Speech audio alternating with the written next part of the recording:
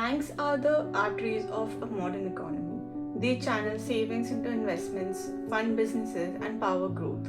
But for much of the past decade, India's banking sector, especially its public sector banks, has been severely clogged by what economists call non-performing assets or NPAs. In plain language, loans that borrowers have stopped repaying. This crisis has quietly cost India billions of dollars and significant economic momentum.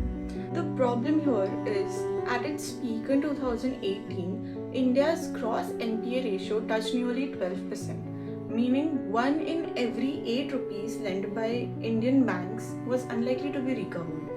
Public sector banks were the worst affected. The consequences were serious. Banks became reluctant to lend, especially to small businesses and industry, which in turn slowed investment and job creation. The government was forced to inject massive amounts of taxpayer money, over 3 lakhs crore in recapitalization, just to keep public banks afloat. That is public money that could have funded schools, hospitals, or infrastructure. As the NPA crisis has deep roots, the mid-2000s saw a lending boom fueled by optimism about India's growth trajectory. Banks, particularly state-owned ones, extended large loans to infrastructure and real estate projects that were poorly appraised and politically influenced. When growth slowed after 2012, many of these banks stalled and borrowers defaulted.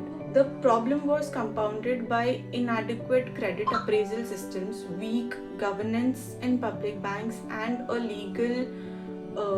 legal framework that made it extremely difficult to recover money from defaulters.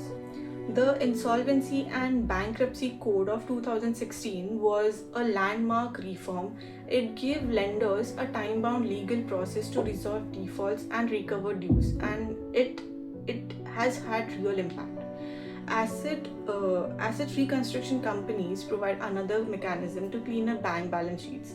But structural reform of public sector banks, including genuine autonomy from political interference in lending decisions, remains unfinished business. Strengthening credit bureaus and improving due diligence before loans are sanctioned is equally critical.